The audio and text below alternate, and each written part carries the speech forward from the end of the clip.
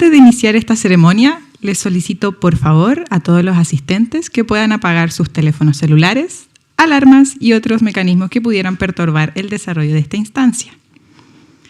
Muy buenas tardes. En nombre de la Facultad de Comunicación e Imagen de la Universidad de Chile, FCI, y la Escuela de Posgrado y Educación Continua, les damos a todos y todas los presentes una cordial bienvenida a la inauguración del año académico 2024 de la Escuela de Posgrado.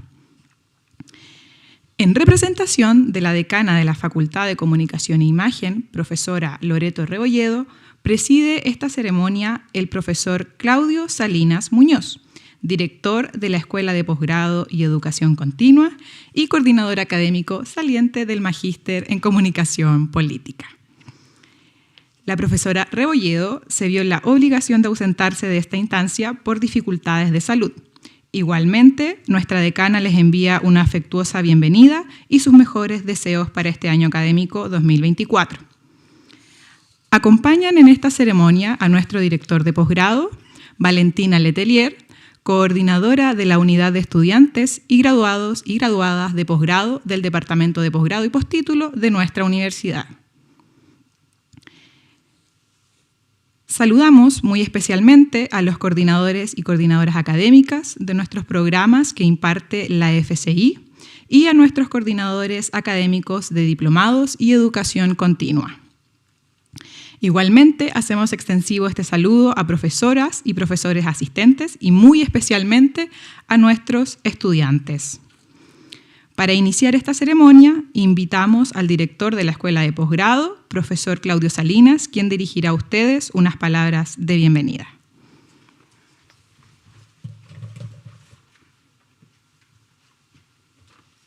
Voy a sacar los lentes por la presbicia, ¿cierto?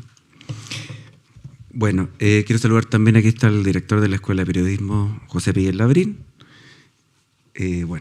Buenas tardes, saludos a todas y todos los presentes y a los que están conectados en este evento tan especial, porque como quiero explicar también que los diplomas y los cursos de educación continua también se dan de manera remota y están en varias partes del mundo conectados en estos momentos. Eso es lo que creemos y ojalá que sea así. ¿Sí? Estamos muy contentos de volver a hacer esta inauguración, de reponer esta vieja y saludable costumbre, después de algunos años cruzados por la pandemia. Se trata siempre de ceremonias especiales que refrendan la mística necesaria para proyectar el futuro. Las universidades hoy están tan presionadas por condiciones de producción que promueven sobre todo formas académicas que anteponen el rendimiento antes que la calidad académica. Producir más no es sinónimo ni indicador de que vamos bien, ni menos supone vincular a la universidad con la sociedad. En tiempos de administración acelerada del presente, vale la pena, aunque sea muy costoso, pensar a la universidad y a sus componentes, en este caso del posgrado de la FCI, con sentido de futuro, buscando enfatizar en lo académico en relación con la sociedad, de manera más estrecha y con sentido de trascendencia. Los y las invitamos, y esto es muy sentido en todo caso, a construir juntos un posgrado con sentido crítico, creativo y ético, a sentirse parte de la Universidad de Chile y de esta facultad. En nuestro posgrado inscrito en la joven Facultad de Comunicación e Imagen, que no tiene más de 2 años, pero muchos años como carrera de periodismo también, buscaremos conectar nuestro quehacer, orientando nuestros programas, tanto de magísteres como diplomados y cursos de educación continua, a esa sociedad que se aprecia muchas veces muy difusa. Buscaremos consolidar académicamente en el mediano plazo, en el mediano y largo plazo diríamos, nuestros programas de magíster, diplomado y curso de educación continua. Intentaremos seriamente darle el vamos también al proyecto de doctorado de la facultad. Trabajo difícil, pero muy apasionante y desafiante, que esperamos que el 2026, ojalá, esté funcionando y para eso vamos a hacer todos los trabajos necesarios, digamos. Para todos estos desafíos, no puedo no mencionar al equipo o al gran equipo que trabajamos. Para todos estos nuestros desafíos contamos con un gran equipo, al que quiero saludar en esta oportunidad. Primero a la coordinadora de posgrado, Analía Cortés, a la secretaria del posgrado, Daniela Peñailillo, a Isabel Valdivia, encargada de comunicación y extensión, y a Camilo Aguilar, encargado de la educación continua. Muchas gracias por confiar en nosotros en esta importante etapa de sus vidas. Muchas gracias.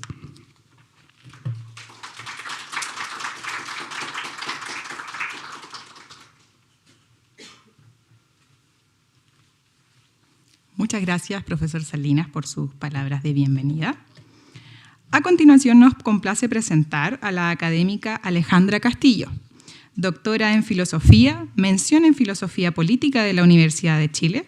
A su vez, es profesora titular del Departamento de Filosofía de la Universidad Metropolitana de Ciencias de la Educación y docente de nuestro Magíster en Comunicación Política. Además, Alejandra es autora de destacados libros que proponen sugerentes tesis desde el feminismo, el cuestionamiento a los marcos de lo político y el régimen de visualidad contemporáneo. Dentro de su extensa obra podemos resaltar Tiempo de feminismo, Cuerpos, imágenes y revuelta, Adicta imagen, Asamblea de los cuerpos, Crónicas feministas en tiempos neoliberales, entre otros. La profesora Castillo nos brindará a continuación la charla magistral titulada Democracia escópica. Les pedimos un caluroso aplauso para recibirla.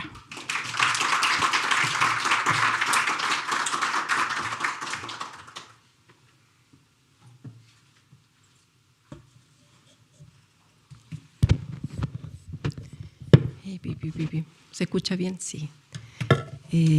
Bueno, buenas tardes, gracias por la invitación.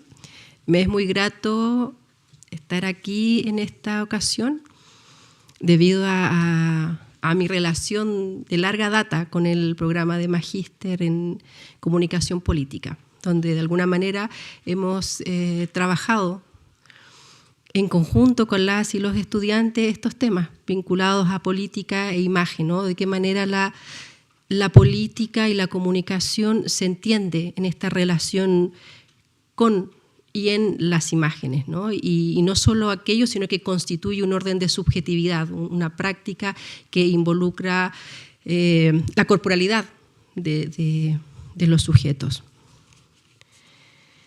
Como se indicó, mi presentación lleva por título Democracia escópica, ¿no? Este vínculo no usual, ¿no? Puesto que cuando pensamos en democracia la pensamos como un orden que organiza una voluntad del pueblo, pero sin embargo no pensamos que esa voluntad vinculada al pueblo describe un régimen de mirada. Y si lo describe, ¿de qué manera describe ese régimen de mirada hoy, por ejemplo, donde estamos atravesados por una imagen que nos desafía, puesto que es una imagen que nos vincula a artefactos como los aparatos telefónicos, los teléfonos móviles, pantallas, es decir, es una imagen que no es como aquella que describía un orden referencial, ¿no? Es una imagen que se está constituyendo allí, es una imagen diseño, y por lo tanto también la democracia se va a describir desde este orden de diseño, o nos podemos preguntar cuál es el diseño de la democracia hoy cuando está descrita desde el espacio, desde las imágenes. La condición actual es la de estar en la mira de algo, ver y ser visto. El ejemplo ejemplar de esta condición no parece ser otro que el teléfono portátil. Mirar, chequear, revisar, estar conectados. Mauricio Ferraris llama a esta pulsión de contestar una condición de comando. También un teórico del arte le va a vincular a una cierta atención distraída, pero sin embargo que siempre está gatillada desde esa pulsión de contestar. Si nos llega un mensaje, lo que vamos a hacer es contestar. Mirar constantemente el teléfono, no porque haya entrado alguna llamada, sino porque con seguridad hay algo ahí, una imagen que espera mi mirada. Una promesa que mejor se deja describir en el inconfeso deseo de verlo todo. En algún sentido se ha dicho, ¿no?, que este deseo de verlo todo, de ver sin ser visto, describiría este espacio político visual que se está constituyendo bajo los signos de un orden pornográfico, ¿no? En el deseo de ver, pero sin ser visto, sin ser vista, ¿no? De estar oculto en el espacio que de alguna manera, ese espacio de intimidad paradójica que constituye la pantalla. Una promesa que mejor se deja de escribir en el inconfeso deseo de verlo todo. Sin más y a propia voluntad nos dejamos seducir por la promesa de la conectividad. Sin duda el capitalismo neoliberal, ahora atrapamiradas, sabe bien de suplantaciones e incorporaciones. No abandona la utopía, sino que en su mismo trayecto y movimiento temporal se instala en ella, en nombre de un mundo venidero que se puede realizar, sin embargo, ahora. No hay espera, tampoco pasado que recordar, solo la rapidez de un presente absoluto que se organiza cíclicamente por hitos de la economía de mercado que trazan la agenda y el consumo de la esfera global pública. La matriz generadora de la ficción de la esfera pública global son las imágenes mediadas. Esta esfera delata un cambio del cuerpo de la política, el cuerpo de la democracia, su diseño. Un cuerpo abierto, expuesto y perfectible que no conoce de límites, salvo cuando alza murallas inmunitarias en miras de su seguridad. Un cuerpo que en su emergencia cambia el sentido de lo público, lo privado y lo íntimo, y por ello altera la democracia y la justicia. El cuerpo de un nuevo orden visual que en su circulación define otro modo el doble sentido de la soberanía. El adentro y el afuera de fronteras, cuerpos y saberes están hoy en evidente alteración. Que las imágenes sean la pieza fundamental de la emergencia del nuevo cuerpo de la política no quiere decir que no sean materiales. Muy por el contrario, son las imágenes mediadas que en su circulación trastocan órdenes temporales, jerarquías de sucesión, lugares de proveniencia, las que crean prácticas y por ello crean una realidad vivida. No habría que olvidar que la emoción guía de la propagación de las imágenes es el miedo. Si el miedo hacía que los sujetos individualmente pactaran por su seguridad con el Leviatán, según la ficción propuesta por Hobbes, en el orden global es el miedo, nuevamente, el que afianza la seguridad del propio orden. La reacción de los espectadores, ciudadanos, ciudadanas, hasta el momento no ha sido otra que la de seguir el guión hobbesiano, buscando seguridad individual, con todo el énfasis que el individuo posesivo otorga a aquella adjetivación. A cambio de libertad, lo que no advierten es que el cambio en la esfera de lo público y la transformación de los límites y funciones del Estado-nación por la inferencia de las imágenes. Las imágenes crean realidad, espantan y atraen identidades y afirman también un orden común sincronizado a través de objetos visuales producidos de forma masiva. Esta condición actual ocular-céntrica comienza a tomarse toda la escena con la masificación de la imagen televisada. Habría aquí que señalar que el ocularcentrismo no es solo parte del orden contemporáneo, no es solo parte de la transformación de la imagen analógica a la imagen digital. El ocularcentrismo es parte de la configuración de Occidente, ¿no? Que se intensifica en los artefactos. Lo que modifica el espacio de la democracia hoy es la transformación del artefacto guía, ¿no? Si el siglo XIX organizaba la democracia bajo la figura de la imprenta y el artefacto letrado, lo que hoy transforma es el artefacto de la pantalla, ¿no? Es la pantalla como artefacto que constituye otro régimen escópico. Ya a fines de los años 60 del siglo pasado se prefiguraba un orden global interconectado por imágenes. Así lo imagina, por ejemplo, el escritor de ciencia ficción estadounidense Philip K. Dick en Galactic Podhealer de 1969. Joe Fernwright, un orfebre desempleado a causa de la extinción de su oficio, no tiene otra ocupación en su jornada laboral que aún mantiene, a pesar del escenario de post-trabajo que describe la novela, que la de conectarse a un programa de entretenimiento virtual y así pasar horas, ¿no? Bastante similar a lo que podría ocurrir hoy. El juego se desarrolla en un ordenador que conecta a muchos jugadores alrededor del mundo, todos empleados pero desempleados como él. De manera muy rudimentaria, lo sabemos ahora, este ordenador habilita videollamadas en las que los jugadores hacen preguntas de adivinanza e ingenio de alta complejidad en torno a la literatura universal.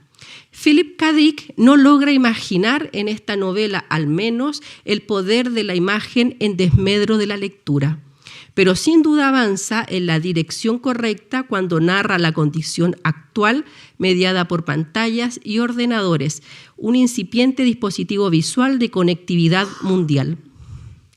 El tiempo sin tiempo, administrado por un orden policial férreo, permite, sin embargo, la embriaguez narcótica de imaginados viajes a pasajes lejanos de la devastación ambiental, la sobrepoblación y el calentamiento global. Todos esos son los elementos con los cuales piensa la distopía Philip K. Dick. Y también muy en cercanía con lo que nosotras mismas podríamos describir ahora, ¿no? No parece estar lejana la vinculación entre imagen y fármaco. Este vínculo lo podríamos pensar en dos modos. O bien, la imagen es el resultado de cierto efecto narcótico y por tanto no sería autónoma, sino residuo secundario de una prótesis artificial, o bien la imagen es autónoma y anterior al fármaco, y por ello es ella misma el fármaco de Occidente. De tal modo, las imágenes vicariamente tomarían el lugar del fármaco, siendo señuelos de la posibilidad de un viaje de antemano ya realizado. La imagen como fármaco no es sino el propio dispositivo de formación, racionalidad, cientificidad y verdad que constituye el orden cultural y político moderno. Así descrita la imagen no es secundaria ni parasitaria de la técnica, sino que es la técnica misma en tanto marco de formación. Su condición farmacológica excede a la simple oposición y a la distinción binaria. No corresponde a aquella condición acentuar un costado del dispositivo en desmedro del otro, como lo hacen Adorno y Horkheimer en Dialéctica de la Ilustración, donde la razón se altera en contacto con el cálculo propio de ella y la técnica deviniendo en razón racionalizadora de conquista y dominio. El presupuesto de aquella alteración es la separación de imagen, formación y técnica, haciendo de esta última un producto de la primera y dejando por ello a la imagen intacta en su lugar de verdad y luminosidad. Mismo énfasis es el de cierto giro descolonial y comunitarista en el pensamiento latinoamericano, que en el intento de distanciarse de la racionalidad de dominio no solo enjuicia la técnica, sino también al orden de la razón, dejando sin embargo intocadas las coordenadas que instituyen el orden de la imagen, esto es, el origen y la identidad. Ambas posiciones binarias omiten interrogar el orden de la representación en tanto figural. De ahí que tales operaciones críticas olviden el marco que enmarca la representación y que no es otro que la imaginación, entendida como esquema que imagina allí donde no hay nada, solo ausencia. Lo que resta en esta operación es la imagen. Este esquema describe un movimiento cuya causa ausente guarda la huella de lo que imagina. Me gusta pensar la huella más como ficción que como presencia. Y quizás ahí tomo distancia, ¿no?, del realismo especulativo contemporáneo. Imágenes de lo ya visto traídas a la presencia e imágenes nunca vistas antes. No habría que olvidar que la imaginación siempre imagina lo nuevo a partir de algún elemento previo. Es ahí, en ese vaivén de lo visto y de lo nuevo, donde la imagen se constituye en tanto ficción farmacológica. Y ahí también habría que preguntarse cuál es la relación entre democracia y lo farmacológico, ¿no? Si la imagen es el fármaco de Occidente, ¿de qué manera la democracia se organizaría en este orden de atenuación y exaltación que ha sido dicho tempranamente, ¿no?, que la democracia para América Latina, si tomamos por caso, se organiza en sus relatos maestros como un orden farmacológico, en el sentido que lo que hace la democracia, final del siglo XIX y comienzo del siglo XX, es un orden que busca atenuar las pasiones, que busca moderar las actitudes de los sujetos. Ese sería de alguna manera la función, una de las funciones de la democracia, ¿no? Un orden farmacológico. Y que en esta condición, la condición contemporánea, encontraría una traducción visual, algo que ya estaría en el relato democrático. La ficción no debe ser entendida como pura fantasía o irrealidad, sino como un relato y una imagen, cuyo fin es constituir el tipo de racionalidad que conocemos. Una racionalidad que clasifica jerarquía y establece un orden moderno ocularcentrista.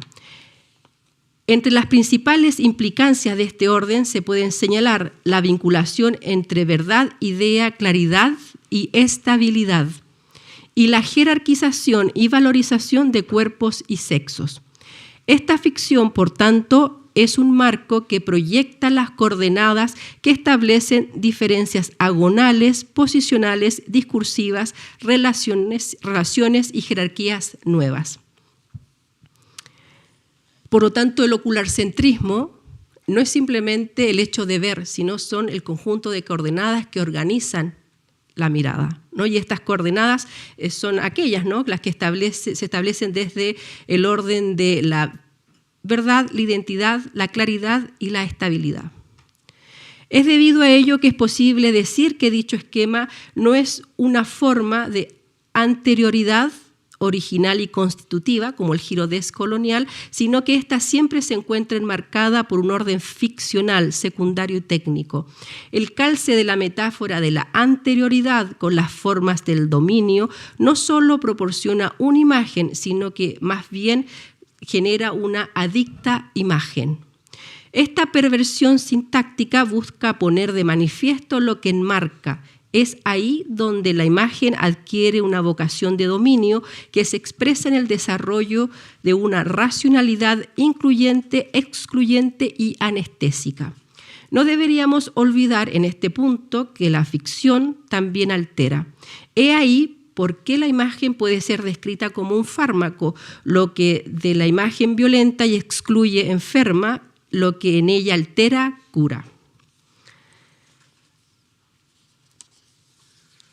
Es importante hacer esa salvedad en el sentido de pensar la imagen, ¿no? Si la democracia se articula en el espacio de la imagen, ¿de qué manera pensamos las transformaciones necesarias en el espacio político contemporáneo? Si la imagen es lo que genera el orden de dominio, es importante pensar también las transformaciones, no solo cómo se organiza el orden de dominio, sino los lugares en los cuales es posible alterarlo. La condición farmacológica, que es parte de la imagen, se ve acentuada en lo que enferma en el dispositivo del control contemporáneo. En la imagen mueve en la inmovilidad. La imagen nos pide estar alertas y activar notificaciones, no dejar ninguna imagen sin ser vista. Al igual como en el juego, en Galactic Pot Healer, estamos siempre demasiado atentas a responder. Con una variación, el juego que plantea Internet hoy en las llamadas redes sociales desdibuja el tiempo del trabajo y del ocio, lo diurno y lo nocturno. Ningún mensaje quedará sin ser visto. Recurriendo a una fórmula militar, el filósofo italiano Maurizio Ferraris llama a este estado de ansiedad máxima de respuesta movilización total. Y que calza con la condición contemporánea, ¿no? Una especie de que es el síntoma, ¿no?, de esta película que se está dando ahora, ¿no?, Guerra Civil, el síntoma de esta escena de guerra que se prefigura en el espacio de las imágenes, se describe en el espacio de las imágenes con la figura de la guerra civil y efectivamente con la guerra, ¿no?, en curso. A pesar de la supuesta autonomía que estos aparatos aportarían a la vida de las personas, lo cierto es que parece que estamos cada vez más atadas a un nuevo tipo de dominación voluntaria. La imagen es un señuelo cazamiradas que baliza, registra y hace entrar en cuenta lo que para nosotros no es más que un pasatiempo, un juego. La operación que llevan a cabo estas imágenes es la de registrar lo que gusta, lo que no gusta, lo que se busca, lo que se desecha, el lugar de la conexión, extensión, etc. Por ello, no habría nunca una mirada perezosa o distraída.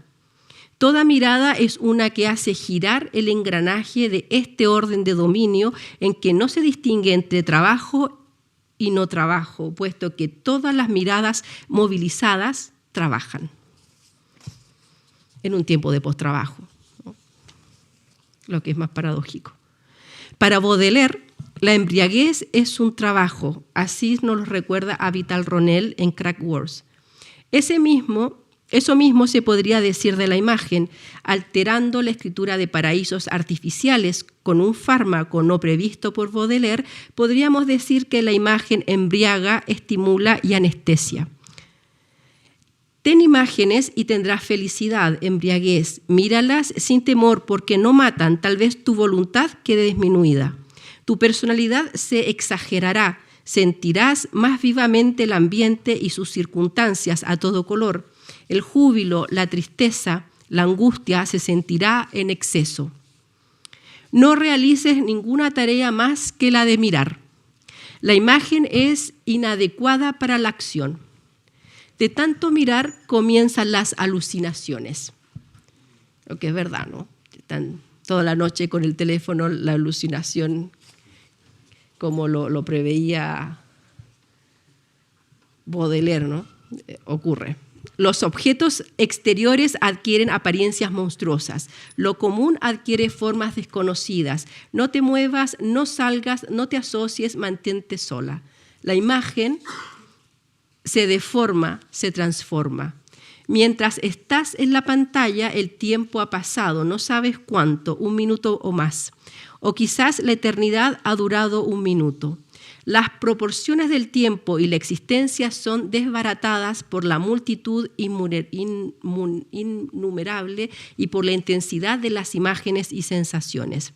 Se viven muchas vidas en el término de 1 hora.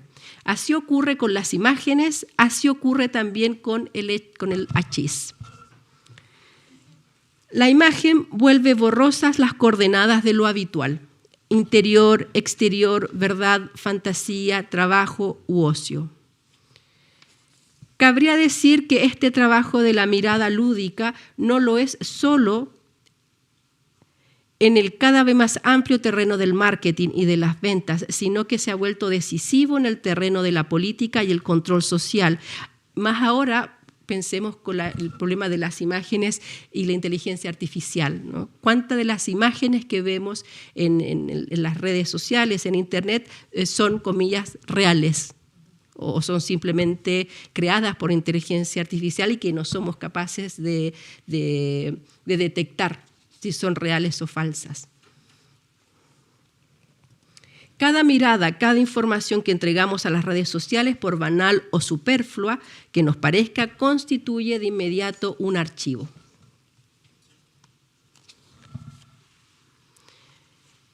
En comentarios sobre la sociedad del espectáculo, Guy Debord vincula con acierto imagen y política.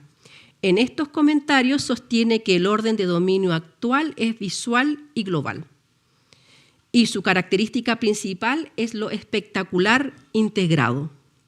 Este orden no se presenta dirigido por un centro motor.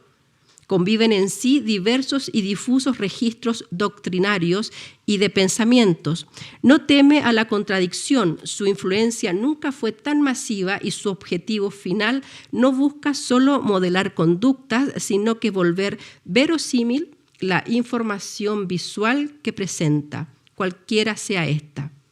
Algunas de las características de este nuevo orden, que por ese mismo tiempo Gilles Deleuze nombró como sociedad de control, son las de la transformación y renovación tecnológica vertiginosa e incesante, que no da más tiempo que el necesario para ser un inacabado aprendiz de usuario. La intrincada pero eficiente fusión entre mercados y estados, siempre estos últimos atentos a responder a los primeros, y el secreto generalizado que se manifiesta en un constante no saber lo que realmente ocurre a pesar de la sobreabundancia de información e imágenes. Y allí también se activa ese vínculo, ¿no? Democracia y seguridad. No sabemos lo que ocurre, aun cuando hay muchísima información o pareciera que hay muchísima información, sin embargo estamos en una sensación constante de no saber lo que está ocurriendo de verdad, ¿no? Hay un secreto que se nos escapa, como lo que señala allí Debord, ¿no? Hay algo que está organizando el espacio de la democracia y a pesar de la información sobreabundante tenemos la sensación de que hay algo que no está allí y que da paso a una escena muy, muy actual, que es el de las no solo de las fake news, ¿no? Sino que también la escena de cualquier cosa puede ocurrir, ¿no? La imagen total, sobreabundante, invasiva, transformadora de los límites de lo público y lo privado encuentra hoy su política en la democracia. El régimen democrático no combate a las imágenes, son parte de su cálculo. La democracia se legitima en elecciones periódicas entre grupos que en términos generales comparten la misma orientación económica. Los votantes deciden entre dos opciones con pocos matices de diferencia. La información para ello es proporcionada por agresivas campañas mediales. La democracia de la imagen mantiene certeros controles para evitar la creación duradera de medios de comunicación alternativos. La propaganda visual es, sin embargo, otorgada sin demora por la televisión abierta y por las redes sociales en las que abundan noticias falsas, contradictorias y sobre todo banales. Revisemos hoy cualquier portada de periódico en formato papel o digital en América Latina y nos daremos cuenta de lo que cuenta para las democracias en el continente. Para ello, sin embargo, cuentan con nuestra mirada. Nuestra mirada voyerista, caza imágenes, no es la única. Ahí está también la invisible mirada que diariamente nos registra en calles y recintos públicos. Ambas imágenes, las que deseamos y las que nos vigilan, son imágenes técnicas. Y si bien es así, estas imágenes tienen un componente más. Habría que indicar que estas imágenes se presentan ante nuestra mirada como el resultado de un complejo algoritmo que cuenta para su eficacia con un registro de nuestras preferencias y gustos, o bien ellas mismas son imágenes derivadas de un ojo mecánico. El cineasta alemán Harun Farocki denomina a este tipo de imágenes operativas. Imágenes cuyo principal sino único propósito es la de ejecutar una operación determinada. Imágenes para un solo uso, imágenes de captura y vigilancia no mediadas por el ojo humano, que en un inicio fueron utilizadas en tiempos de guerra y estrategias militares, pero que muy pronto se inmiscuyeron en nuestro diario vivir. Y hoy hay una variación en esta dirección, ¿no? Este proyecto Lavender, que es una guerra, que es un artefacto militar para buscar objetivos de eliminación de disidencias, ¿no? políticas, y que lo desarrolla, es desarrollado por inteligencia artificial, ¿no? Entonces, de alguna manera, hay un paso de la imagen operativa que piensa Farocki a un proyecto que vinculado a la inteligencia artificial se articula también en espacios de guerra, vinculando agresión, violencia e imagen. Las primeras imágenes son imágenes destinadas al registro y recolección de datos. Las segundas son imágenes destinadas a la vigilancia. Ambas imágenes son índices de la sociedad de control, la sociedad del ojo absoluto. Gerald Walkman subsume esta necesidad de ver y ser visto en el principio de la transparencia. Los sujetos para ser tales deben ser vistos, y allí su condición contemporánea, la imagen. Las imágenes que circulan compiten en espectacularidad. Su definición siempre es la mejor dependiendo del contexto. No responden a un criterio técnico ni artístico, sino al efecto buscado. La imagen es toda luz y brillantez. El resplandor, advierte Jonathan Crary, no es aquí un fenómeno de brillo literal, sino más bien la brutalidad ininterrumpida de una estimulación sostenida en la que una gama más amplia de capacidades de respuesta se congelan o neutralizan. No habría que olvidar que de antiguo se vienen tramando las palabras de la luz, la rectitud y la verdad. La imagen puede ser alterada, incluso esta alteración puede ser realizada en nuestros propios teléfonos móviles. Estas imágenes no son desertoras, sin embargo. Estas imágenes no tuercen el sentido. Todo desvío lo es para encontrar una vez más la línea recta del androcentrismo, el colonialismo y el clasismo. A pesar de las ediciones posibles, las imágenes del orden global siempre dan con la dirección correcta. Si bien sus trayectorias son múltiples, fluctuantes y contradictorias, es siempre una línea la que siguen. Nunca hay desvío. Es la línea recta lo que las define. Los cambios, las vueltas, no serán para transformar el orden dominante, sino para afirmarlo. La hegemonía visual tiene como aliada la imagen recta. A no dudar que estas imágenes refuerzan la línea recta de nuestra mirada. A lo múltiple manifiesto de la imagen lo enmarca lo recto, lo firme, lo que no supone cambios. No es extraño por ello que la mirada y las imágenes estén en el centro del debate contemporáneo. ¿Confiar o no desconfiar de las imágenes?, se pregunta Farocchi. Posición disyunta que de antiguos nos persigue. Si confiamos de las imágenes, corremos el riesgo de reproducir el mismo orden al que nos oponemos. Si no confiamos, pronto nos daremos cuenta que a pesar del rechazo y la huida, la línea recta que alienta la mirada no está en la imagen, sino en el modo en que se ha descrito la visión, en el modo que miramos. Esta descripción dice de aquel sentido que logra captar la realidad en su verdad, estabilidad e identidad. En consecuencia, la verdad de la realidad nunca se dirá en el cambio o en la alteración. No es casual por ello que las pasiones, expresión máxima de la inestabilidad, queden subordinadas a la idea. Asimismo, el cuerpo en que habitan las pasiones tendrá como límites aquellos que dicte la razón. Es interesante detenernos, aunque sea brevemente, en la alianza que de antiguo se ha trazado entre idea, razón y luz. En el espectro de los sentidos, la visión tiende a dar mayor relevancia a lo estático. Establece la distinción entre lo exterior de la mirada y lo interior de la percepción, haciendo creer que la aprehensión de los objetos externos ocurre desde una perspectiva de neutralidad, tendiendo por ello a dar primacía a la abstracción. La visión, por extensión, la idea, se describen en cercanía a la luz, de la luz. La analogía de la visión y la luz ya se encuentra en Platón, en su definición de la verdad encarnada en el eidos o idea, que es una forma visible despojada de su color. Visión, estabilidad, objetividad, neutralidad, verdad, razón y luz serán las señas que describen un peculiar régimen escópico, el orden moderno. Desde los años 50 del siglo XX, el régimen escópico, en alianza con las nuevas tecnologías, se ha vuelto más y más hegemónico.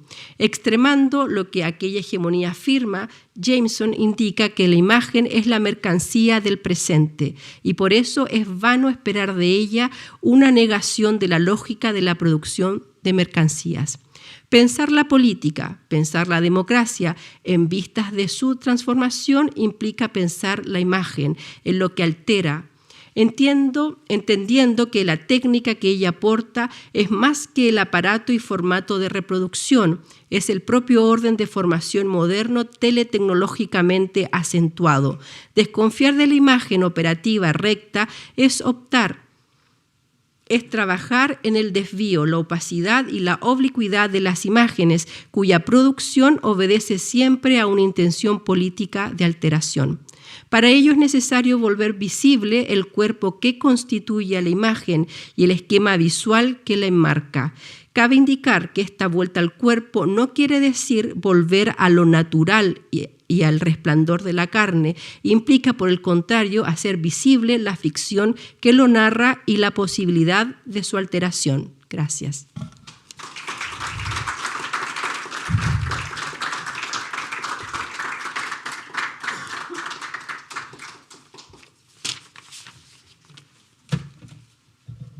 ¿Preguntas, no? ¿O se acaba? Si quieren, sí. Tenemos un micrófono. Si quieren hacer preguntas, comentarios, hay un micrófono.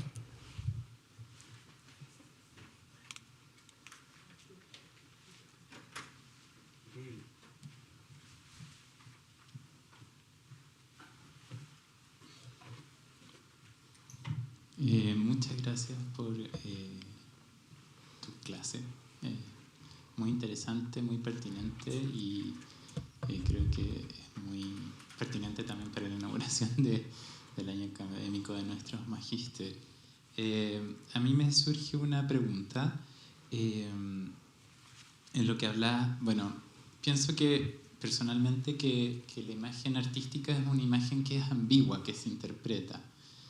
Y en las redes sociales lo que está en disputa ahora se mueve siempre o muy pregnantemente en el campo de lo moral, como un puritanismo en donde se desconfía de la imagen artística justamente porque hace lo contrario de una imagen que comunica en el fondo. Es una operación distinta. Hay como algo también, siento yo, iconoclasta hacia la imagen artística cuando la imagen, es decir, cuando la imagen no funciona en su operación de comunicar. No sé, eso no sé si es una pregunta. Pero... Sí, o sea, efectivamente, ¿no? Lo que hace la imagen artística, alguna de las imágenes artísticas, es generar ese desvío, pero asumir ese desvío de la imagen artística también implica pensar el concepto de política. Porque habitualmente pensamos la idea de política como una vinculada a cierta eficiencia institucional.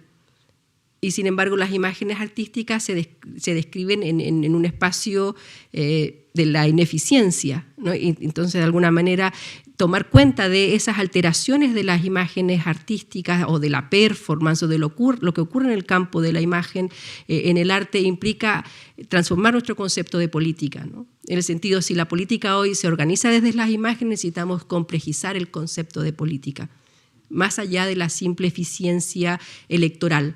Puesto que si el concepto de política se articula solo con la eficiencia electoral, lo que vamos a tener van a ser elecciones digitadas por los algoritmos.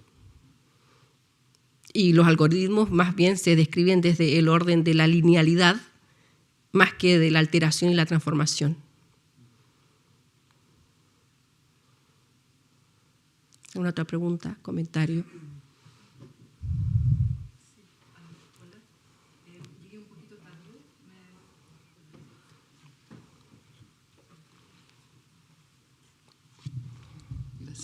Muchas gracias por la charla, llegué un poquito tarde y me gustaría si pudieses ahondar un poquito más en el concepto de escópica. Lo escópico es el hecho de la mirada, ¿no? Pero entendiendo la mirada y el artefacto, ¿no? El orden de una mirada que se describe desde el espacio de lo artefactual. En algún minuto de la conferencia señalaba, ¿no? Que no es lo ocular céntrico solo parte de la escena contemporánea, ¿no? La política se organiza desde el orden del ocularcentrismo, de la mirada. Lo que se transforma son los regímenes escópicos, es decir, los artefactos que describen el espacio de la mirada. En el siglo XIX lo que describía era el artefacto, era la letra. ¿No se acuerdan este texto de Ángel Rama, ¿no? La ciudad letrada? Ser visibles al espacio de la ciudad, ser visible y tener derechos implicaba ingresar al espacio de la letra. Sin embargo, hoy pareciera ser que ser visibles no pasa por el hecho de la letra, lo que nos plantea en un escenario muy complejo, ¿no? Porque es la caída de la promesa ilustrada y un modo de integración desde el espacio de la imagen, y sin embargo no tenemos modos de reconocer cómo se está generando este orden de subjetividad que está desplazando el orden ilustrado, el aparato de la letra, y está organizando la democracia desde el orden de la imagen y las pantallas, ¿no? Y de qué manera podemos poner atención, de qué manera ponemos atención a esa subjetividad que se está organizando desde, por ejemplo, el alza del lujo. Por ejemplo, es cierto, pensemos en el género urbano, esa idea del lujo como un objeto a alcanzar sin necesariamente pasar por el orden de la ciudad letrada. Es posible llegar al lujo de otro modo. Y allí se está generando un orden de subjetividad, ¿no? Que está describiendo una democracia y un orden de integración a través de ciertos elementos que están en el espacio de las pantallas.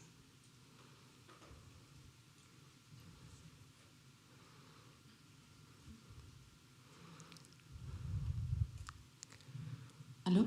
Sí. Bueno, agradecer la charla. No sé si esto es una pregunta, sino una reflexión.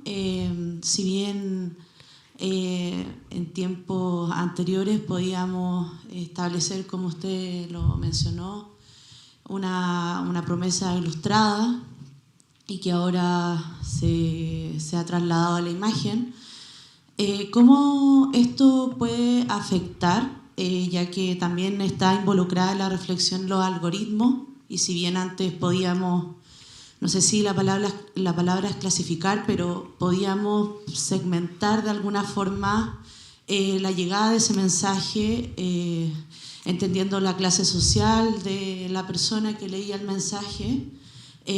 ¿Cómo se hace ahora? Porque si bien al tener el algoritmo, el mensaje le llega de igual forma, pero esto ya no es segmentado por una clase social, sino que ahora es segmentado solo por tu preferencia en las redes sociales, como para enmarcar la pregunta.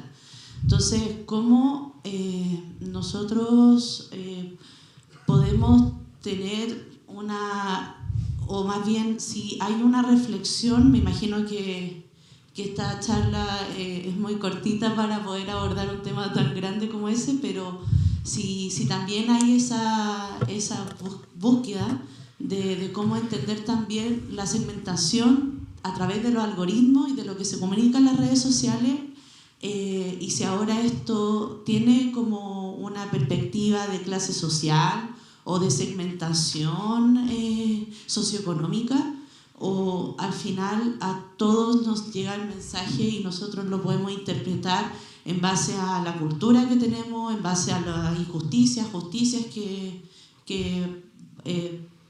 tenemos como valor, etc. Eso, gracias. Sí.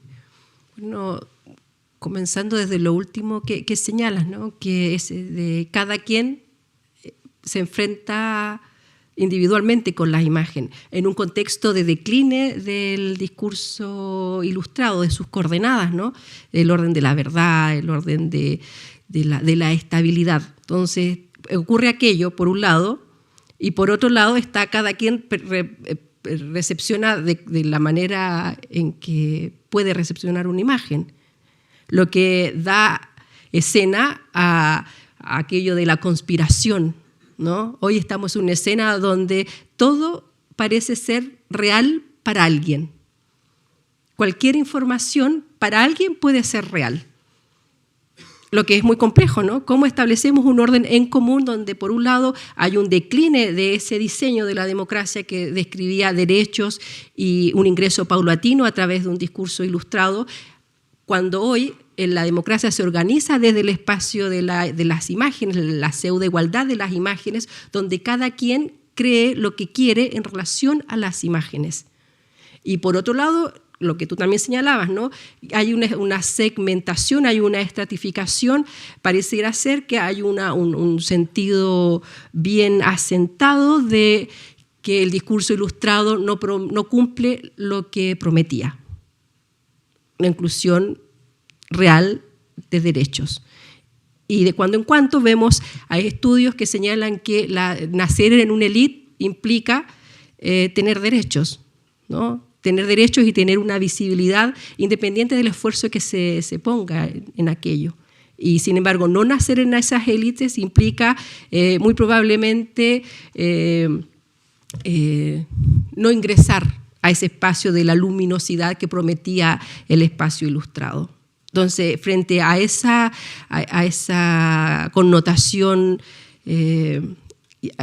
más bien a ese reconocimiento, ¿no? Al reconocimiento de un orden, de una desigualdad creciente, un decline del discurso político ilustrado y, por otro lado, esta pseudo creencia de una integración por las imágenes, pero que sin embargo genera esta idea de cada quien puede creer lo que quiera en relación a las imágenes. Es simplemente ingresar a TikTok o a Instagram para darse cuenta la cantidad de información que es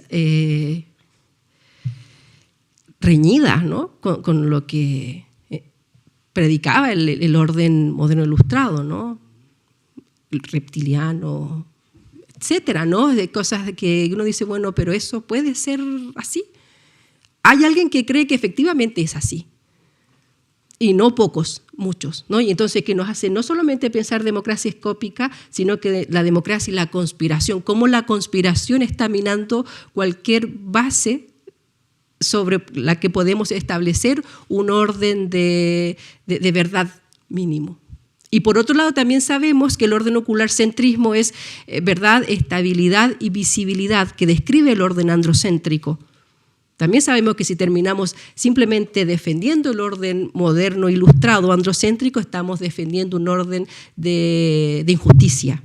Entonces estamos en una escena altamente paradójica, que defender la escena de una democracia ilustrada, estamos defendiendo un orden androcéntrico y excluyente, y por otro lado sabemos que no podemos defender una democracia escópica, puesto que lo que tiene en la base es esa idea de una democracia conspirativa, donde cada quien cree lo que quiere, dependiendo de las posibilidades con las que cuenta. Y que esa desinformación y esa multiplicidad de creencias finalmente ayuda a la mantención del orden dominante. Esa es la complejidad de la escena política contemporánea.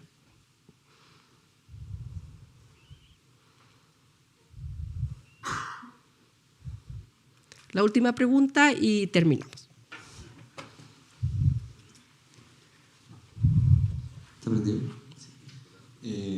Bueno, primero agradecer al profe por la charla y simplemente preguntar por que usted mencionó como un orden como jovesiano de la imagen que tiene que ver con la violencia, pero la formulación de esta como imagen mítica, como que Hobbes dice que el Leviatán es esta imagen que fuerza la observancia de la ley a través de como esta imagen como terrorífica o asombrosa, y que tiene relación con el orden de la soberanía. O sea, como que el soberano representa esta imagen del Estado y que imprime este terror, este asombro al ciudadano para la observancia de la ley. Pero, ¿cuál sería como la condición actual de ese tipo de soberanía, donde al parecer hay una soberanía como irresponsable, en el sentido de que quien toma las decisiones soberanas parece estar como detrás de un velo medio conspiranoico, o sea, en el sentido que se venía hablando recién, donde ocurren ciertos acontecimientos de magnitud como estatal, pero que parecieron no tener como responsable.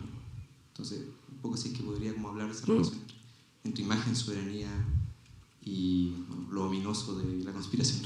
Sí. Primero, cuando vamos a Hobbes y se establece el mito de la política moderna, ¿no? Que es el orden del miedo, como para evitar aquello de de la muerte violenta. ¿Por qué aceptamos al soberano? ¿Por qué aceptamos el Estado? En la ficción hobbesiana es porque no queremos morir violentamente, entonces cedemos parte de nuestra libertad a cambio de seguridad.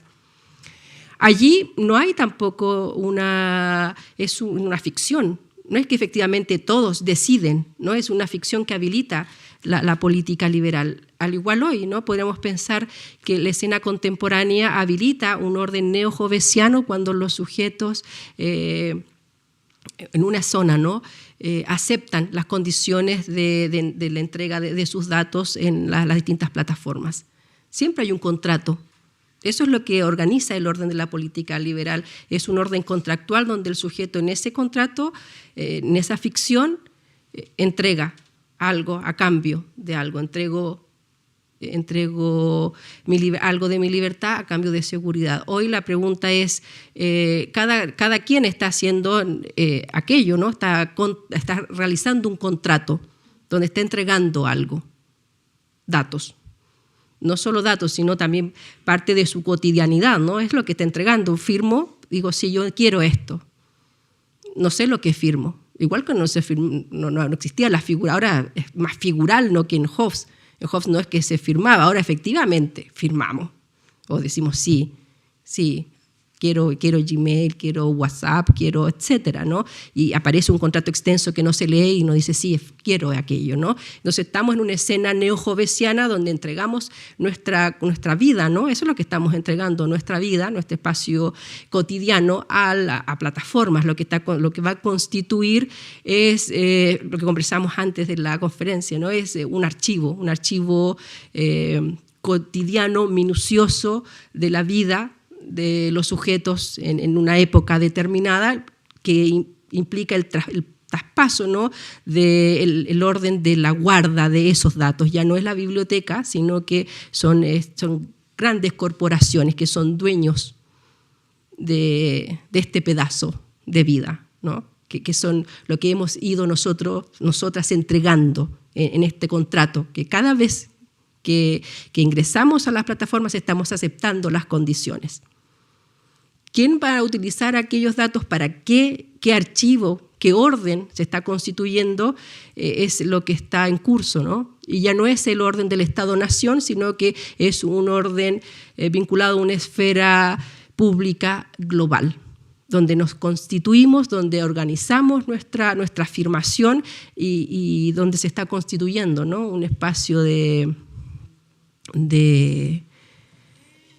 visibilidad contemporánea, donde nos afecta ya no es solo lo que ocurre en un lugar determinado, sino que nos afecta lo que está ocurriendo en Gaza, lo que está ocurriendo en Ecuador, lo que está ocurriendo en Argentina, puesto que nuestras coordenadas de localidad ya de alguna manera describen esta esfera que no es la esfera privada que organizaba el liberalismo del siglo XVII, no es una esfera pública global. Y por lo tanto también allí la democracia, cuando se describía en el adentro y el afuera y un cuerpo cerrado, una soberanía estatal, se ve completamente transformada. Esta democracia escópica es una democracia que ha transformado las categorías de lo público y lo privado. Lo que hacíamos en lo público lo podemos hacer en lo privado, por ejemplo el trabajo lo podemos hacer en el espacio privado, o lo que hacíamos en el privado lo podemos hacer en el espacio de lo público, ¿no? Por ejemplo, ir a comer, sacamos unas fotografías y las subimos. ¿Para qué?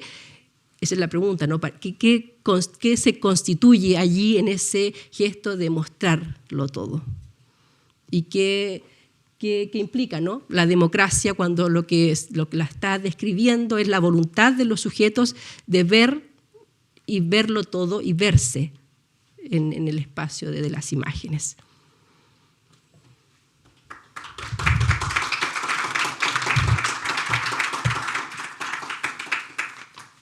Bueno, muchas gracias. Ahora va a pasar.